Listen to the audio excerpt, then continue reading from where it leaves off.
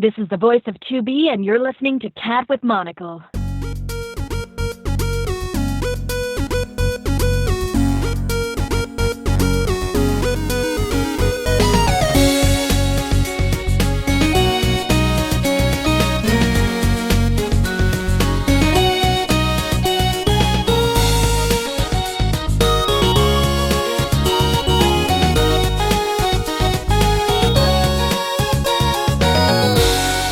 Welcome to the 4th episode of Cat with Monocle's podcast. Now, today we are chatting with voice actress Kira Buckland, who has voiced many characters such as Disgaea 5, Puyo Puyo Tetris, Detective Pikachu, Bravely Default, Fire Emblem Heroes, Blue Exorcist, Grand Blue Fantasy, and most noticeable, 2B from NieR Automata. How are you, Kira? Good, that's a lot of titles. So, to kick things off, you used to live in Alaska, right? Yep, that's where I was born and raised. How is that different? I mean, a lot of stuff is pretty similar, but it's just like there's, when you live in California, you can, like, drive to a lot of different places if you want to. Like, I guess there's, like, more to do, so the communities are bigger and stuff, like gaming communities and things like that. Mm-hmm. Huh. So, you went to University of Alaska for voice acting or something else? No, I actually ended up majoring in Japanese, but, yeah, I didn't end up doing anything with it. You don't even take a trip. Have you ever taken a trip to Japan at all, or? No, I've actually never been outside of North America, so I'm going to Ireland next week for a Comic-Con, and that'll be my first time doing that. Oh, that's gotta be fun. Whole new world experience, I'm sure. Yeah. Are you going to do a little sightseeing when you're there? I hope so. Yeah? Now, I've always wanted to try out or take a visit out to Ireland and the UK, but I'm actually going to be going to Japan later this year. Oh, lucky. Yeah, I'm actually going to be picking up a little one for adopting. Aww. We were able to get into a placement for that. Wonderful. So the way that this is going to work, though, apparently, is the child will be under 1 month old. It's going to be a really young one. The fun part's going to be is a 12, 13-hour trip one way, and then taking not even a month old back on the way back to the U.S. So that's going to be really interesting. Oh, yeah. Well, at least, the good thing about getting them that young is you can raise them and stuff. It's not like you have to undo a lot of bad habits or whatever. I mean, I foster kittens, which I know totally isn't the same thing, but it's like the same reason it's easier to foster a kitten because you can mold their behavioral traits. Oh, yeah. No, we've got it's funny, though, that you bring that up because we picked up a kitten. His name is Michelangelo. Orange. Aww. I love pumpkin spice lattes.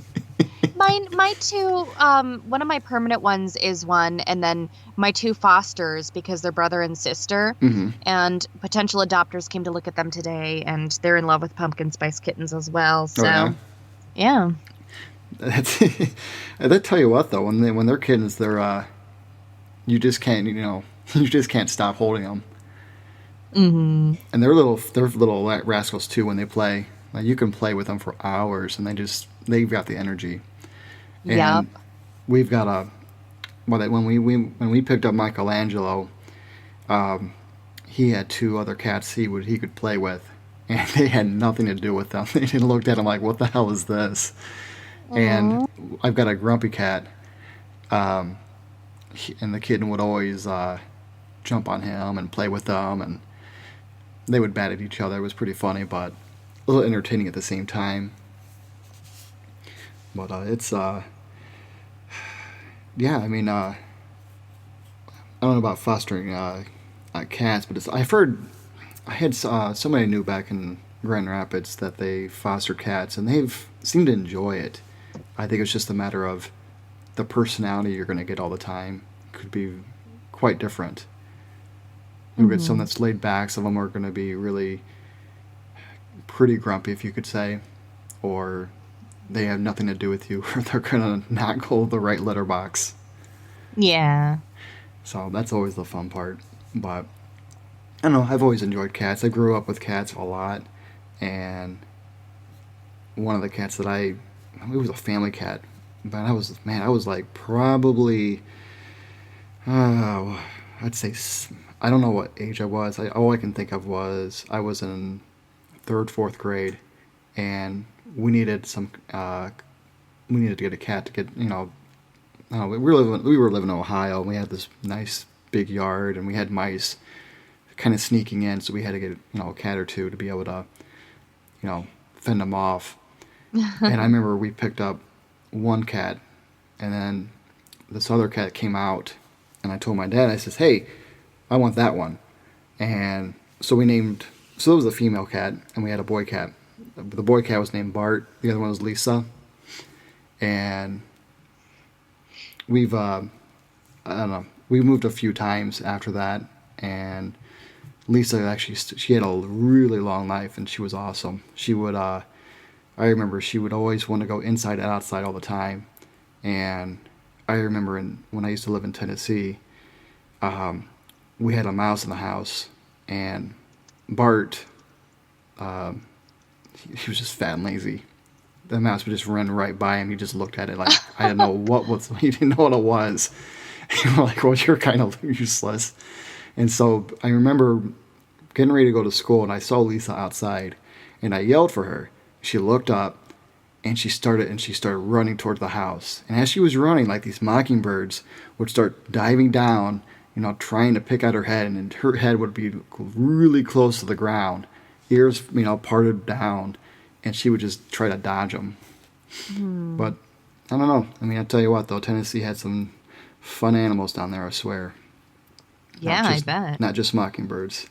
So I didn't have to deal with opossums until I moved to California. Oh, really? And those things are pretty creepy. Yeah, we didn't have them in Alaska. Yeah. We have like moose and other weird things, but I didn't encounter like creepy. And they're not like the cute kind of possums you see in pictures where people are like, protect this good boy at all costs on the Twitter. It's like the ones that are like these creepy, like trash rat looking ones. Right.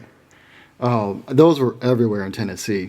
I mean, there's not a time you would actually, I hate to say it, like on the side of the road or just somewhere, and you look at it like, holy crap, I do not want to meet this thing in person. But those little buggers, I swear. But I mean, that's the way it goes. I mean, I think the thing I despised a lot was the spiders down in Tennessee. Ugh, Yeah. I hate spiders. Yeah. No, thank you. Yeah, those were, they would plant anywhere around the house, and I stayed really clear away from them when I came home from school. I see when I would probably like walk maybe a good 10 feet around it before I went back in the house. But yeah, no thank you. So you did Japanese for 4 years at school? Well, I actually it was weird. I wanted to graduate from university early so I could move out to California and stuff. I ended up like sort of moving back and forth once, but I tried to finish school early, so I started taking some of my credits in high school, and then I did like summer classes and all that kind of stuff. So, I guess my experience was not as traditional as some. Do you still know some of the language? Yeah, it's just I don't get to use it often. I mean, I'm exposed to it in the sense that like I work on so many Japanese games and shows, so they play the original voice track and we get to hear it that way. But you can fairly remember, hey, I know what that is. I get what they're saying. I get the tone that they're using when they say right, it. but ask me to remember, certain like vocabulary that I haven't used since school, and I'm going to be like, I don't know. But hey, at least you got something under your belt. Mm-hmm. Now, did you, because I know you went to, from what I read, that you went to the Anime Expo to do a audition. Did you do that after you moved to California the first time, or was that something you've always wanted to do before going? I mean, Oh, that was actually, I was still living in Alaska when I did that, Mm-hmm. and I was taking, I had entered college like a little bit early. I was taking like acting classes and like some private lessons with one of my acting instructors, and I, heard about this contest and stuff, and I knew I really wanted to do it because I'd been doing a lot of online voice acting, Mm-hmm. and so I'd practiced a lot and this and that, but we had to like prepare a monologue and stuff like that from a show. So like I worked with my coach on that and, just practice and stuff like that. And, kind of my thought too was, oh, well, if I can go down there and if I can get their attention, then, that'll sort of be like a foot in the door when I move there eventually. So Right. that was a thing that was really cool that I got to do that, because I think it can be really hard to get started because you can't you can't just like walk in the door somewhere. Sometimes emailing a place works, but they're getting so many submissions day in and day out. And it's just like, I don't know, having an opportunity to get in front of a casting director is important, and you want to be ready if you ever have that. It seems like it's also, I would think it's also like knowing people, like networking. Like if you know somebody, you can kind of have a better chance to land something than to Yeah. go, head, head first and to try to do something without any experience. And I mean, you still have to be good, it Mm-hmm. doesn't matter. You could know the head casting director at like one of the biggest game companies in the world or something, but it's like if you're not a solid performer, you might get like an extra at best. So it's kind of, I don't know. You think by doing the flash animations and the online, on the online communities helped you out a lot? Yeah, I think, just in terms of getting that practice, like when you make your mistakes, ideally you want to make them at home or like in hobby communities and not when you get into the actual industry. That, I mean, I've made my share or fair share of mistakes in the industry. I think we all have. But, I think doing online stuff can help in terms of just getting comfortable recording yourself, Mm-hmm. kind of learning with a lot of people when they first start out, there's a disconnect between what they think they sound like and then what they actually sound like. One part of that is vocal tone, and then the other part of it is just like acting. Like I find a lot of people think that they're emoting a lot more than they really are. So to them, they're like, "Oh, I'm giving this deep, meaningful performance," but when you listen to it, it just sounds very flat. And so I think kind of I guess tuning yourself would be the right word to kind of,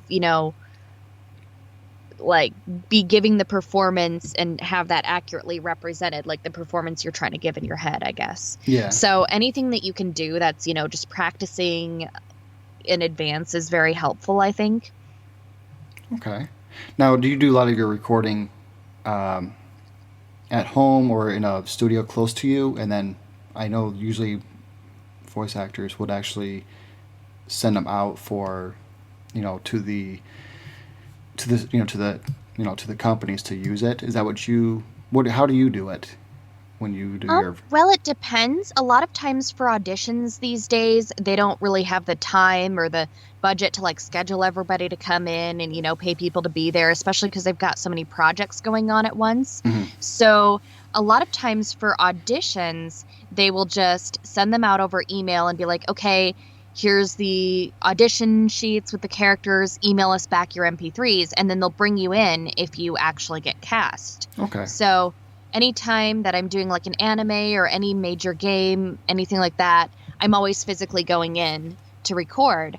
And most of it is pretty close to where I live. The Los Angeles area is just like really big and spread out. So, sometimes I'll have to drive like an hour for something, but thankfully most of the stuff is in my town.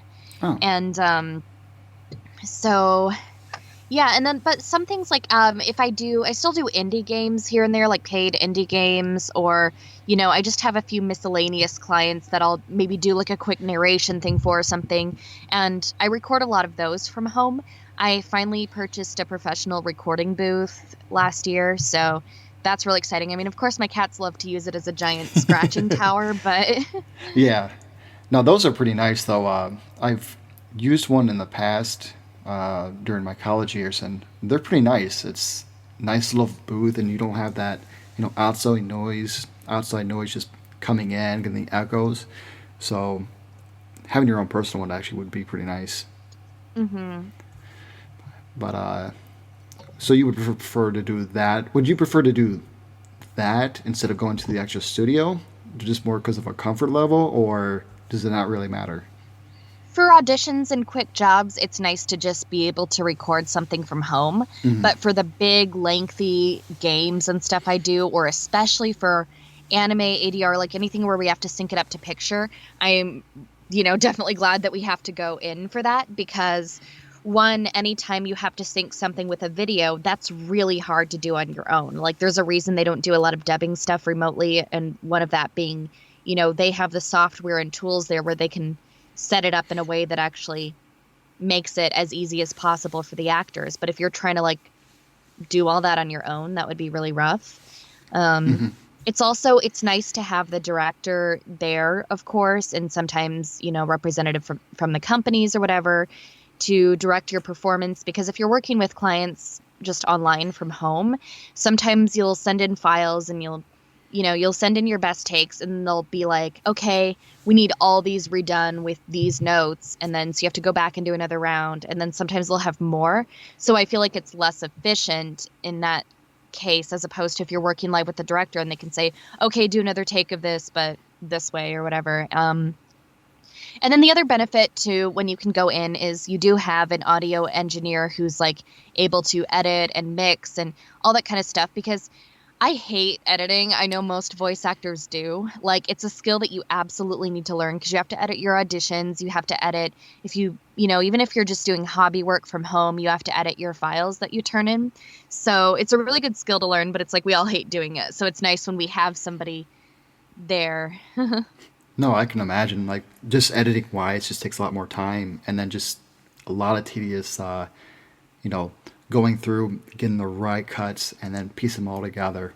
And not only that, though, but just adjusting the audio. Yeah. Now, so you did a lot of Flash, community and Flash animations.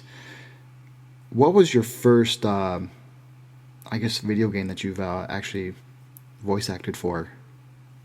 I think the first video game that I did was Castle Crashers back in the day, and that one was one of the few video games that I actually did record from home because that was sort of I got into it sort of by chance through my involvement with the Newgrounds community at the time. Yeah. The first in-studio game that I recorded that I can remember coming out is an obscure DS game that I'd never heard anyone playing besides me, and it was called Away. Interesting. Now, back to Castle Crashers, because you did all the princesses or just one of them? Yeah, I mean, it was just little quick sound clips, so it wasn't, it was pretty much just help me, and that's it. And then there's a snake boss, and she just kind of hums this little tune. Yeah, but I think it was Medusa. I was going back and watching the clip, and I remember playing this game a long time ago, and it was a lot of fun. I don't know. Oh, absolutely. So you've played Castle Crashers after you recorded it? Yeah.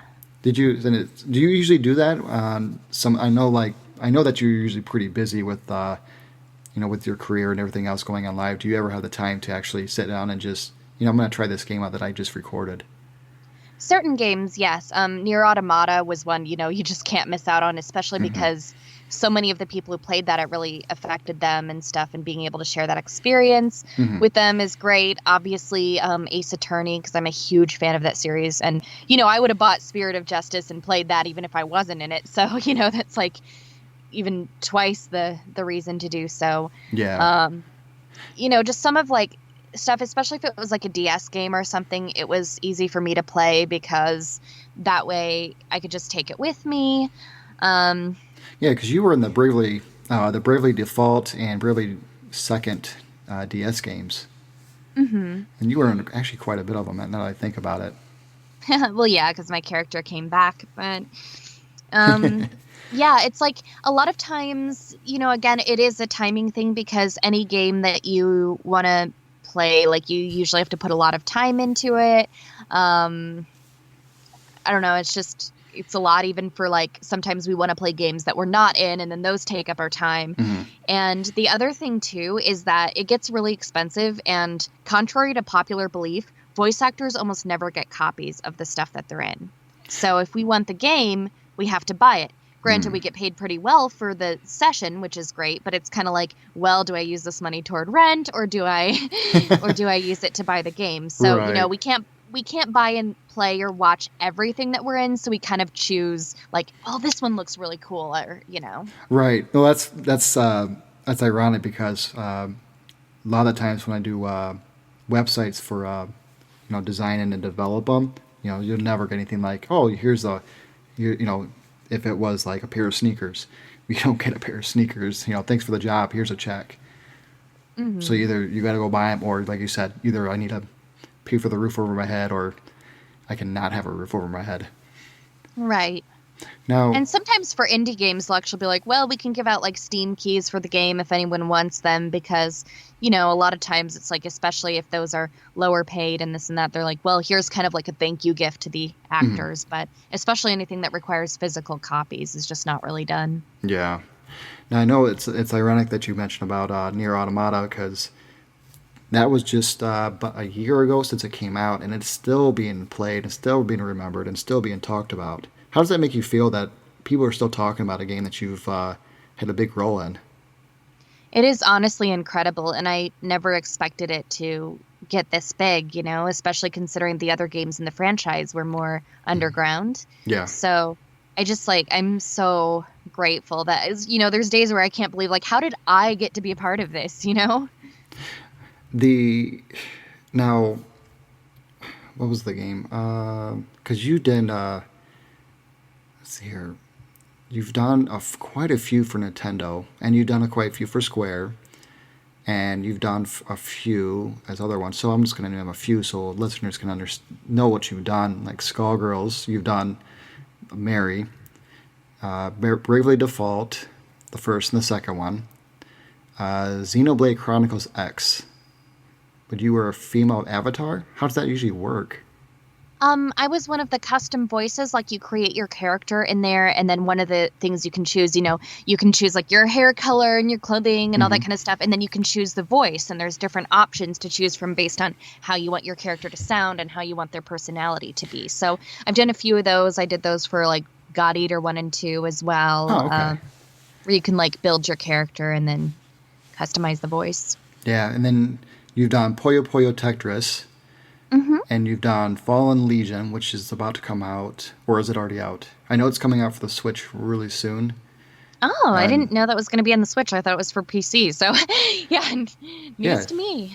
You've done, I don't know, you've got a list going on, and I actually was quite excited that you've talked to somebody that actually has such a large resume, not only for video games, but also anime as well. I mean, you've dipped into quite a bit of roles, from Hunter x Hunter, Sailor Moon, Asterisk War, Kill la Kill, Blue Exorcist, your recent one, Grand Blue Fantasy. Yes, and also ReZero, it was just announced recently, too. Yes, I just actually talked to Sean Chiplock about his roles on that as well. Oh, I know, he's so excited about it. Yeah, he was. I think we had a good segment of him. He and I were talking about that. Now, because that, what was your first big role? I would just say, I don't know if it was 2B from NieR Automata or if it was something before that. I mean, I did a few things before that did catch people's attention. I guess you could say, the Danganronpa games got pretty popular. 2B was nothing else I've ever done. That blew up. Before that, it's I had a few people on Twitter and stuff who'd be like, oh yeah, I like the stuff you do, or people who kind of followed me from my online work and then kept up with what I was doing, or, just people I met here and there. But it's NieR Automata was something completely different, because before, it was nobody knew who I was or whatever, which is fine. I mean, obviously we don't do voice acting to get recognized and for a bad time, but it's kind of it was just so different, because it's I used to always wonder, because I would see that happening to my friends and stuff, where people were, I don't know, telling them like, oh, like I'm such a fan of yours, and I was like, what's it like to have fans? I've done a ton of stuff, but it was just kind of like, I think a lot of people play games and they don't necessarily think who's in it or whatever, but yeah, so it was just so different. I know. I know we keep going back to 2B, but I mean that came out of nowhere, and I can see that how you. I mean, man. I wanted to say maybe possibility they if there was to do something to do with more of 2B, like a prequel or maybe a spin-off something. Would that probably excite you All I to want do is that? to be in the new Smash. I know it's not going to happen, but it's like, that's all I want, please. That would actually be interesting if that could happen. I know with that being announced, now we're back in the same roulette as who's gonna be picked up and who's gonna be in it. Yep. Now you've done. I don't know if I'm pronouncing this right. You let me know. Is Disgaea 5? Oh, yes. Disgaea 5 is like a super cool game. I was aware of the franchise for years before. I think I, even did some voice acting for like a parody of it at one point or something of like the earlier games. Mm-hmm. And so when I got cast as Serafina, who's the female protagonist of that version, I was so excited. And also just because of the role, like I love playing like snobby, bratty girls. It's just so much fun. So her character type came very naturally to me. So that is your go-to kind of role to go with, is the snotty the snotty characters. Yeah. It's funny though, because I actually did play the first few, and they're really fun games. And for the fifth one to come out and then also be on the Switch, I think that grabbed a lot of people's attention. So I think having that game, you being in that game, 2B, it seems like you're starting to grab a lot of people's attention. Oh, I sure hope so. I think you are, but you've also, again, you've done a lot of stuff from anime shows as well. I mean, Blue Exorcist, that's a pretty popular show.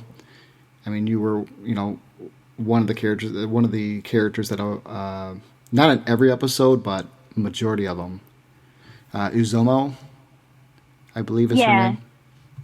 And then you've had, I know with some of them you were, smaller roles, but still, be able to at least put that on your resume of, Sailor Moon, Hunter x Hunter, Pokemon Generations, and now with the bigger role of Grand Blue Fantasy. I know Grand Blue is a mobile game that's only available outside the U.S. Have you played that game or heard of it before you took on Grand Blue? I'd heard of it. I actually haven't played the game myself, but I don't know. It looks cute. I play I'm addicted to Love Live, so I already have mobile trash games that I've spent money on. Those play to go free app games. Mm-hmm. They call them free, and then they suck you in. Right. And then plus, of course, I got that Fire Emblem Heroes because I play a couple characters in that. And that's right. And I got addicted to playing that too, so it's great. Yeah. You play as who are the two characters you actually play on that one? Erika and Katarina. Yes. Now, what other games do you have on that phone? Do you have any of the Final Fantasy ones? Because I've been playing the Final Fantasy XVS quite a bit. I do not. I have Idolmaster, which I haven't played in a little while, and then I have this JoJo's Bizarre Adventure game. Yeah. So you have quite a. So there's still a few, but I remember when smartphones were coming out, when it was always you had either Angry Birds or you've had these cute little games where if you try to collect candies or something on each stage. But you don't really see those as much as anymore. But now it's becoming where now you see Square, Nintendo starting to come out with, let's create a game on there, but most of the time it's free, but they kind of, like you said, they get you to spend that extra money to get those summons. Oh, you didn't get that character? Well, Yeah. get ready to pay for some, hard cash to get this character. Exactly. It's all about like the waifu and husbandos Yeah. now, like the units or cards that you're trying to get. That's right. And they always do those special events. And they somehow create new ones out of, I don't know how they end up doing it, but they do it. Yeah. Now, have you grown up playing video games before you started into voice acting and anime as well? No, I wish that I got to, but I didn't really get into video games until I was a teenager. Mm-hmm. So, I would play that's how I kind of decided I liked fighting games because, somebody had me try Soul Calibur and stuff. And it was like, oh, this is really fun. And then I'd annoy everyone by imitating the voices. They probably thought, you're so annoying. I hope you never get into voice acting. Too late. Right? Yeah, I'm pretty sure. I mean, I'm sure it was very annoying in retrospect, but Well, look hey, at you I made now. it into a career now. So. That's right. Now, so you've been playing. It was funny, actually. I saw somebody on Facebook who, I guess I went to high school with or something way back in the day. I didn't remember him, but he was just like, "Oh, that girl was so annoying. It makes me very angry that she succeeded in voice acting because I didn't want her to." And I'm like, that is the best feeling. It's the best revenge, you get right? a good old smirk on your face, like, I just did it, just to annoy the crap out of you. Oh no. Now, do you ever? I would assume you've always take a trip back to Alaska to visit sometimes, or. Yeah, a few times a year, and actually I'm planning to go in May, so I hope that it really works out. One of the things that makes it kind of difficult is because when you're voice acting, you're almost always on call in a sense. You have to, a lot of times they're like, well, whenever we need you for a project, we need you that week or whatever. And for the most part, they do try to work around your schedule, especially because people have other jobs and stuff like that. Mm-hmm. But when it comes to, hey, I'm going to be out for a week, sometimes with their clients' deadlines are like, well, we can only record that week or we can only record these 2 or 3 days. And so it's just really rough because you don't know. You can email in advance and be like, hey, I'm going to be gone these dates. Would that date be okay? And, and that they don't know because everything's so last minute in this business. So. And it seems like it would also affect conventions as well. So if somebody wants you to come out to, like you said, you're going out to Ireland next week for a convention, and if a studio says, hey, we need you to record next week, how does that work? Do you have to end up canceling your Ireland trip? Or? Well, that's a little different because conventions are usually shorter trips. Ireland is a little bit of an exception just because it's out of country and I wanted a little extra time. But, if you're going to a convention in the U.S. or something, it'll be you'll leave on Thursday and get back Sunday night. So you're really only missing Thursday and Friday since generally they only record on weekends if they have a rush thing that they're really trying to get done. So that still leaves Monday, Tuesday, and Wednesday of that week for them to schedule you, maybe early on Thursday, depending on what time you leave. Mm-hmm. So that's not a big deal, being gone a couple days. But going all the way to Alaska, I want to be gone for 9 or 10 days. And that's when it gets to be a problem, Yeah. Whenever you're out for entire weeks or almost entire weeks. Yeah. It seems like it's one of those, like you said, it's one of those jobs where you just never know when the work's going to hit and you're always on call. So you're, which kind of sucks though, because if you want to take a vacation, it's a little rough to even plan something, ahead of times. But, maybe they'll work around your schedule if they can postpone the recording another week. Yeah, I think it's kind of sometimes people will cancel a trip, which is usually pretty pricey if there's something I know one time when I recorded for a really big job, they said we can only record on these 2 specific days, which was right at the beginning of one of my Alaska trips. And it was for a major title. So I was like, I'm not cool with giving that up. So I switched my flight. But if it's for kind of a small project or something, sometimes you just have to make that call. Are you willing to give that one up or this or that? Mm-hmm.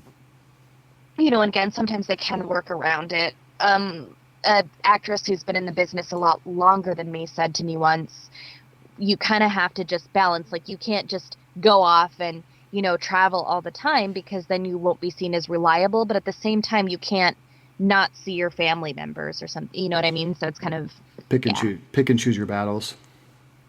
Almost. Maybe. Mm-hmm. Yeah, like be reasonable with it, but you also like I know some people are like, I haven't seen my family in years because I can't, risk missing work. And it's like, well, that's not really fair. Hmm. Sometimes you just have to be like, nope, this is the time that I'm going to be gone. If you want me, I'm available before or after. And, if you're okay with possibly missing out on a job or two, then yeah. Yeah. But like you said, I mean, some of those jobs would actually could open up the gate to further things. I mean, look at NieR Automata. I mean, and quite a few other titles. So, did you, growing up, did you get into, I'd say, cartoons? A little, like, I guess The reason why I'm when I kind of asking, discovered anime was when I like was really like, oh man, I want to be a voice actor, which I feel like is a terrible thing to say because so many people now they get this idea like I want to be an anime, but anime is not exactly the best. I mean, it's fun to do, but it's really hard. It's a really technical skill, and it pays less than most things. So yeah. I would imagine the video games would be a little bit more money compared to anime, but then again, I don't Yeah. voice act, so I couldn't tell you. Now, I know from what I understand, that anime is a little bit harder than video games because there's more mouth movements you have to be aware of in an anime series compared to a video game where there's Yeah. segments. Would you agree with that? Disagree? Oh, absolutely. Yeah, because when you're doing an anime, everything is time to picture. Now, sometimes in games you have that. You noticed in NieR Automata we had cutscenes where we had to sync it up with the picture. Mm-hmm. And so, that in that case it'll be kind of the same process, but not everything in that game was a cutscene. So you might have some lines where if it's like if it's not the player advancing the text automatically, then like it how do I explain this? Like, how sometimes in games they'll have like dialogue that just flows a certain way and you're not like pushing something each time to advance the dialogue. Mm-hmm. So in that case, but there's like no mouth movements or whatever. So in that case, a lot of times they'll play the Japanese and say, you have like this much time to do the line. We can't go over this. So we have to try to keep the length as close to the original as possible. But then sometimes you'll have lines where, for example, if the player has to push A to advance the dialogue after each line, you can take whatever time you need within reason. It doesn't have to be the exact same thing. So there's good and bad on both sides of the when it comes to video game recording. Yeah. Now, let's see here, video games and anime. What would you say? Growing up, you started watching anime. What has been your go-to series or favorite series growing up, or just you've always enjoyed, to this day? Oh, well, I didn't really get into anime until I was like in middle school, high school-ish, Mm-hmm. but I mean, like Sailor Moon was probably the first one where I like saw the art style and stuff and thought that was so cool. Mm-hmm. And then in the Sailor Moon redub, I got to play a small character, so that was pretty cool. Yeah. You're into the cosplay at conventions, are you not? Or is that something? Yeah, absolutely. Okay. What have you dressed up as, if you don't mind me asking? Oh, a ton of stuff. Like, I've done some of my own characters. Like, I cosplay 2B, and I did Mary from Kakegurui, a show that came out on Netflix earlier this year. Uh-huh. And let's see. I do, like, a lot of stuff from JoJo's Bizarre Adventure because that's my favorite series, and I'm really obsessed with it. Like, I even have a tattoo of the Joestar birthmark. So a lot of times I cosplay Jolene from Part 6. I also did Lucy from Part 7. I'm not really that good at making stuff. Like, I've tried to make a couple of my JoJo costumes, but it's hard, and I'm lazy. Like, let's be real. Well, I mean, it would probably be a good idea to make some friends that can make you some costumes, right? Yeah, surprisingly, not a lot of my friends are open for commissions because they're just so overwhelmed with making their own stuff. Mm-hmm. That's funny though that you said that. I know a few in the Midwest that actually does do a lot of cosplay, and just the amount of time and I guess the techniques just to even come up with that. I look at it, I'm like, I have no time to actually spend that much time to make something like that. I don't know how they Oh can yeah, do it. something like 2B with the embroidery, that's way beyond my skill level. I do have a friend who's fantastic who goes by Mango Kitty Cosplay and, like handmade her own 2B outfit completely. But yeah. Nice. Oh, good shout out though. No. Has she made you other ones as well besides 2B or just that one? Oh, she didn't make the 2B. She made 2B for herself Oh, to to wear. My herself. 2B I ordered like online, but yeah. Yeah. I'm just saying that, there are people who have that skill and dedication and that's so impressive. Mm-hmm. I don't know how I would have, but she's been making costumes for years, so. Yeah.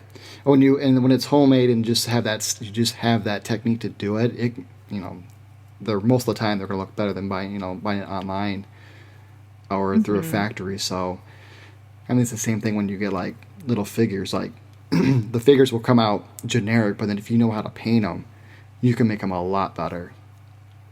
Yeah. Now you've gone a lot of times you go to the conventions around your area, or do you go to Alaska to do it as well?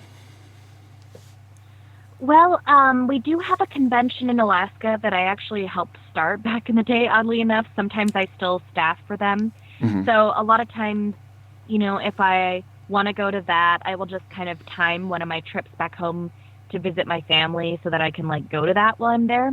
Mm-hmm. And I don't know, I staffed last year, which was pretty cool. I worked on main stage events and stuff, so I kind of I don't know, just did that kind of stuff, hosting and all that. I used to run gaming events there and stuff. Have you done any judging? I did for one con once, but because my craftsmanship skills are definitely not what because they actually have at the one in Alaska, they have pro cosplayers that they bring as guests, and they hand make all their own costumes and props and armor and all this kind of stuff. So they judge because they know what to look for. I would just be like, oh, I don't know, does their costume look good for the most part? It looks great. Thumbs up. You pass.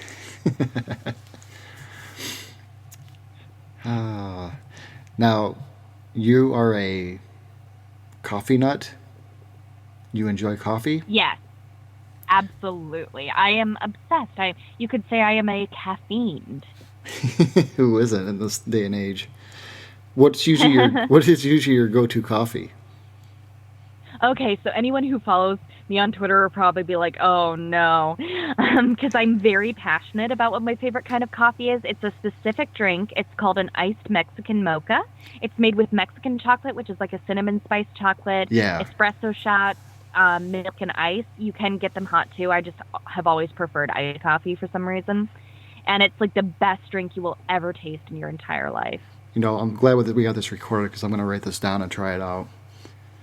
I usually try to... not everywhere has them. You can't go to Starbucks or something and get one. So usually your best bet is to kind of look around Yelp in your area and try to find places that do Mexican mochas. Mm-hmm. We have a place where I live called Simply Coffee that's just amazing. I don't even have to order. They just go in and they make it for me. Because they know you. I got all my friends to go there too. Yeah, and they know all my friends' drinks now. And sometimes they'll put on David Bowie or other classic rock for me. Oh, that's right. You are a fan of his. So I assume you probably have all his movies he's been in. Yeah, well, and especially I have physical versions of most of his albums. I have digital ones either way, but then I was like, oh, but I want to get some physical CDs because there's something cool about when I'm in the car putting in a physical CD rather than just on my phone. And then my friend got me a record player and I'm like, oh no, I want vinyl. So it's I just end up buying so much David Bowie music in different forms. Well, if you're a big fan, I mean, I don't see why not. But yeah, it just makes me sad he's not around anymore, so it's yeah, no, it's yeah, it's not, it's never a fun moment when a big store like that ends up going away. I just remember I haven't really listened to a whole lot of his music. I mean, I could probably recognize some of them, but I do remember him in Labyrinth and growing up. Like, I think I could scare the crap out of me as a kid, because I believe the kid got kidnapped in that movie, didn't he not? Or didn't he? Oh yeah. But David Bowie was so hot, I'd be like, you can have the baby, just let me. Yeah. Oh man, what other movies do you enjoy watching aside from David Bowie's Labyrinth? Well, I don't know. I honestly don't get out to see movies very often. I watch some shows and stuff on Netflix. I'll end up finding a show I really like and binge watching it. I watched like all of Always Sunny in Philadelphia and just loved that. Do you ever watch the any of the anime ones that they bring out, like Seven Deadly Sins? What was the other? What was the other one? Cry Baby Devil, I think it was called. Oh, Devilman Crybaby. That's the I one. want to check that out at some point because everyone keeps recommending it to me. Yeah. Say the most recent anime I watched on Netflix was like Kakegurui because I'm one of the leads in that, and it was so much fun playing that character. Plus, a bunch of my friends are in it and stuff. So I was going to say, just like games, you would try to, you usually try to play something that you've been in it. So the same thing goes with the anime. You'll watch, a series that you were in. Does that feel a little awkward that you're listening to yourself, or is this just kind of, you see it as an opportunity to, pick up, hey, this is what I did. I could have done this better, or like, hey, I did a great job on that. Well, it's definitely really cool hearing yourself as any character ever, but it's also very easy to be critical of yourself. Is there any movies you want to go see? Well, I saw Black Panther. I knew that was like the one. Movies are so expensive these days, like $20 to go see Black Panther, but it was really good. I'm glad that I did, but it's not something that I get to do often, especially because a lot of my friends are also semi-broke actors, so like we'll see stuff when it hits Netflix. Right, or when it comes out on, video rental. I mean, because with Blockbuster out and there's not many, you don't see a whole lot of video rental stores, but I don't know if there's any around in California. I know there's a few here in Michigan that it's always kind of nice just to walk in, look at the movies on the wall, and just, get that nostalgia feeling. I'm going to take that movie, I'm going to go rent it or something. Yeah, I mean, they don't really have that here. Video stores are pretty much, because everybody, it's like Netflix, Hulu, Amazon Video, Crunchyroll. But the cool thing about having all this stuff on demand is, especially for anime, where piracy has always been a huge thing, I think having this stuff available online, like soon after it's released in Japan many times, it really encourages people to buy it legally, because when it's not like, oh, you have to go buy a DVD or rent a DVD or whatever, it's like, hey, you can just have a subscription and watch whatever you want. Or the bootleg ones. I remember growing up and I was getting into Dragon Ball Z quite a bit, and all they had was this bootleg VHS tapes. And I would pick them up, and I remember how bad those subtitles were, but they were just so terrible wrong. Subtitles. There's a great page on Facebook. They have a Twitter page, too, called Bootleg Stuff, and it's, like, the best thing ever. There was some... I remember seeing some of these, and I still have those VHS tapes. Well, my roommates and I spent some time last week just watching clips of really bad dubs on YouTube, and it was amazing.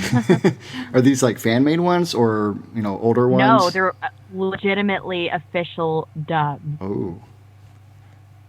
Oh, I don't know. Yeah, sometimes you'll get some that were done a long time ago, or just with, really low budgets, or they use people who hadn't acted before because they just had to get it done or whatever, and it's just so bad. Yeah. Well, I'm surprised there's still some of that left. I thought Funimation and whatnot picked a lot of those up, but I guess they'll still exist. Oh yeah, they usually do. These are mostly from years ago. Nowadays, Right. most of the dubs coming out, there's a lot of care put into them. They're in contact many times with the Japanese clients who, want to approve the castings and stuff. And so, but back in the day, I guess maybe when they figured people wouldn't watch it, I don't know. Or in games too, sometimes you've had it where they just pulled random people on the team who didn't have acting experience. Like I just watched this clip that someone on my Discord server linked, and it was like, "Feel my Arctic blast," like in battle, just delivering the line, "Feel my Arctic blast." It was very low key, but it's such a high moment climax. Exactly. So you see all these people saying, "Well, voice acting doesn't matter. Anybody can do this job, this and this." It's like, no, we just see what happens when you don't get professional actors to do things. It's like, if you say, "Oh, I need someone to help me build a house. I'm just going to get somebody who said, they put Lego houses together a few times back in the day. Nothing can go wrong." That's kind of funny that we were on the subject about dubs back in the good old days of when anime was starting to get around. And then when they were mostly on VHS tapes, getting onto DVDs. There was quite a few that were still actually pretty good. Correct me if I'm wrong if you disagree on this. Like Trigun was pretty good on its dubbing. Yeah, absolutely. Cowboy Bebop is another one that really stands the test of time. Yep. There were some that were really good. I thought Golden Boy was pretty good. Oh yeah, we were just talking about that today with the guy who went all in on the swimming scene and stuff, and but you really you just gotta commit to your character. I mean, maybe not to the extent he did, because it sounds like he actually was trying to drown himself for the sake of authenticity, and it's like, oh, are you okay? But that one always, I mean, that every time I think about that show, I always have to start laughing, just because the voice was done so well on that one. And I think that's what, I mean, it was so rare to see that kind of quality back then. I mean, it's great to see that now, that, everybody's getting, trying to perfect it, get it right, but also have a good time with it. But, obviously not to the extent where, like, if you're in a water scene, you're almost trying to swim, but not drown at the same time. Yeah, but I'd say now it's like there is a lot of care that goes into most of the stuff that we do, and they don't just, contrary to, I guess, popular belief on the internet, they don't just throw us in the booth and let us do whatever we want. It's like, we got to stay true to the character. We do hear the Japanese most of the time before we record, so and sometimes choices are made, sometimes localization choices are made, and that's a thing. But it's not. I think people kind of have a different concept of what goes on than what actually happens. Right. And I mean, has there been times where you had to redo the character's voice?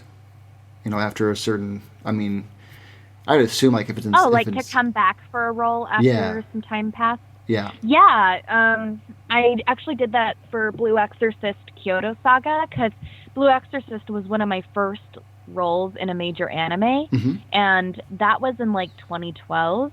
Yep. And then just like last year, so it was like 5 years and returning to the character. And one of the things that's cool about getting to do that is you really see how much you've improved, because they played my old like reference files and stuff, and I was like, I was a terrible actor. I'm so much better now.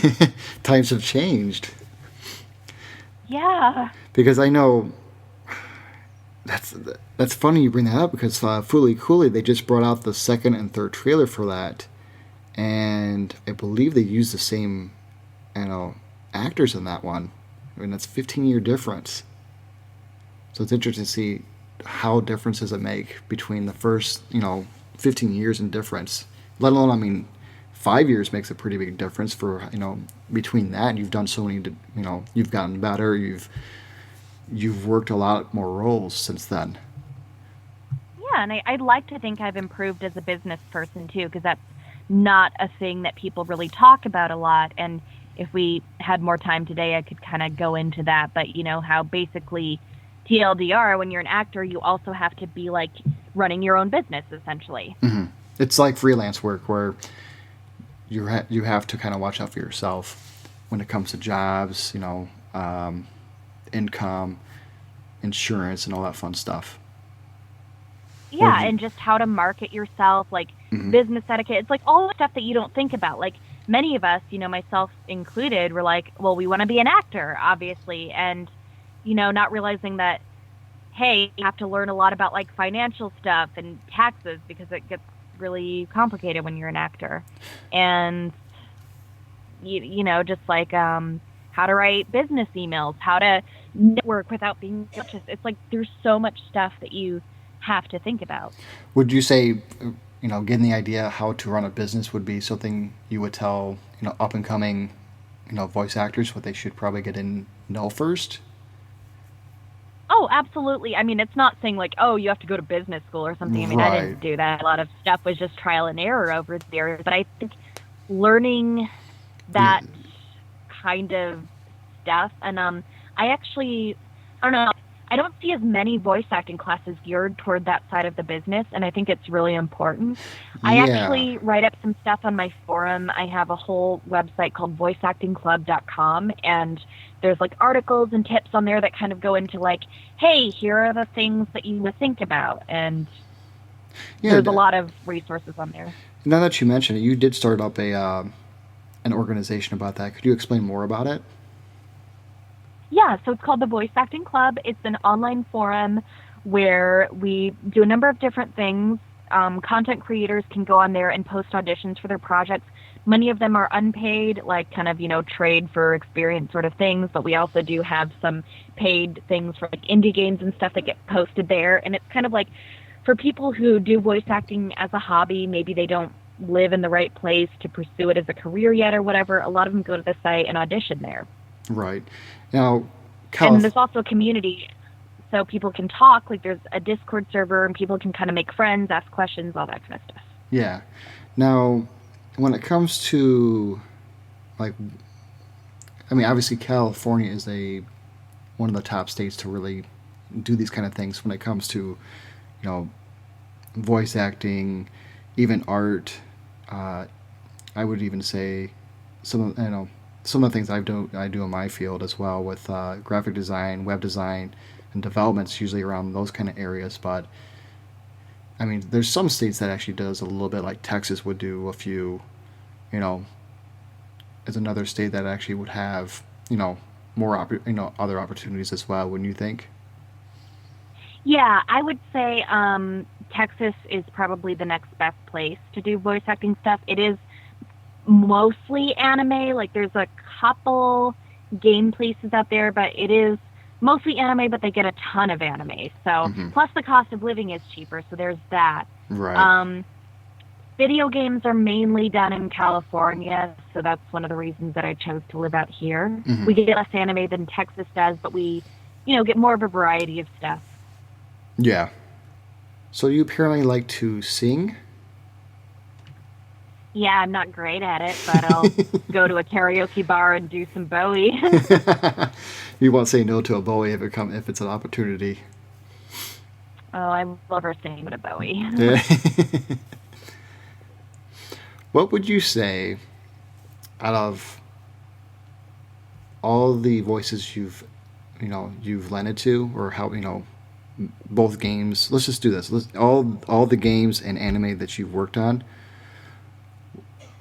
I'm going to put you in the spot. What are the top 5 you've enjoyed the most? Okay, I would say 2B from NieR Automata, obviously. I really like doing Erica and Fire Emblem Heroes, Trucy Wright from Ace Attorney, Serafina from Disgaea 5, and oh no, I have to pick one more. Help. Because You have anime I too. have fun on like pretty much. Oh, okay, I can do anime too. You wanna do the games first and then do the anime one next? Well, but I don't have as many anime roles as I have game roles. Lyria and Grand Blue Fantasy was a lot of fun, so maybe. But for games like the one more would be Honoka from Dead or Alive Last Round because it's a fighting game and that's like my thing. Well, all right, we'll put that in there. What are the top 5 David Bowie songs? Star, Little Wonder, Rock and Roll Suicide, Scary Monsters, and Changes. You had a lot easier time doing that one than you did with the anime one and video games. Well, because I've thought about my top 5 Bowie songs. Because people are always like, oh, I want to get into David Bowie, or should I start? And so I was like, well, you should start listening to the Ziggy Stardust and the Spiders from Mars album, and then you should listen to Aladdin Sane, and then maybe Diamond Dogs, and maybe some stuff like Low or Station to Station. But, if you're like, okay, well, just give me like a few songs, then, I've thought at length at least about what my top 2 or 3 are. What are 5 reasons why you should own a cat? Oh, well, more like 5 reasons not to own a cat because, cats are great. I think one thing is once you have a cat, your home will never feel the same again if you decide not to have a cat or just don't have one for whatever reason, because there's something about having that little presence in there. Even though it seems like that little, and even if you live with other people, I live with roommates and stuff, but there's something about just having the presence of sweet little cats. Their meows are very adorable. Everything about them is adorable. Their purrs, their little faces, their little paws. You notice that it's so weird though. I mean, I've got a few cats of my own, and they all have their own little personality. And they actually have personality. I've got one that's grumpy. I've got one that we call her Princess Petunia, just because she thinks she's a princess, and she's the only girl cat. But she's enjoyable though. She's really good around the kids. She is sneaky. She is a sneaky little cat. Like, if you were trying to close the door, she would try to get in between as fast as she can. Sometimes she'll run into the gate, but still lovable cat. So yeah, my Jareth can be a little brat and stuff. But the thing is, it's like even when they're brats, if you're upset or this or that, cats know, and they're like, okay, I'll suspend being a brat for 10 minutes to come for you. Not a lot of them, and a lot of them don't really come up. Does your cats come up and snuggle with you or want to be petted or whatnot? Some of them, like one of them was feral, so she's very standoffish and afraid of humans and stuff. Mm-hmm. But another good point about cats is that they are independent in the sense that you don't have something that's like clingy and depending on you constantly all the time, and That's usually what I tell a lot of people is if they ask me why cats, I says, well, one, I have to go outside. I don't have to come home, have to take them outside and walk them and pick up their poop. They've got a spot where they can do it as long as they do it right. Yeah. But I've got a Michelangelo, the orange one, the pumpkin spice. Is that what you call it, pumpkin spice? Yeah. He will,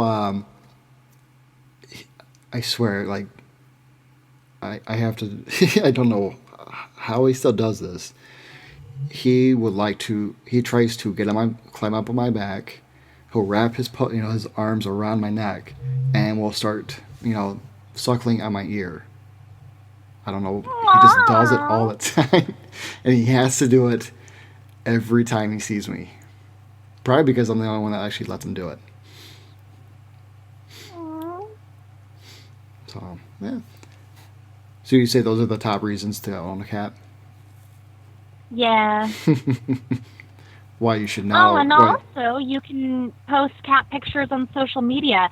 I can't even take credit for the number of followers I have because I feel a good amount of those is like, well, she's kind of weird, but she posts cute cats, so. I don't know who she is, but I like these cat photos. I wonder if we should start doing that. Yeah, like I think I've legit had people follow me just for the cat. I should probably start doing that more often now. Well, Kira, I appreciate you coming out. Is there anywhere anybody can follow you at? Yes, if you search my name on pretty much any social media platform, you can find me there. I have like a Facebook fan page sort of thing that you can like, and if I have any new roles, I'll post stuff there. You can follow me on Twitter for cat pictures. Instagram, I'm not as good about using, but I try sometimes, and there's more cat pictures. Sounds But I good. think like Twitter is probably where I'm the most active. You're right. It seems to be the go to for I think for a lot of people, especially to get a hold of.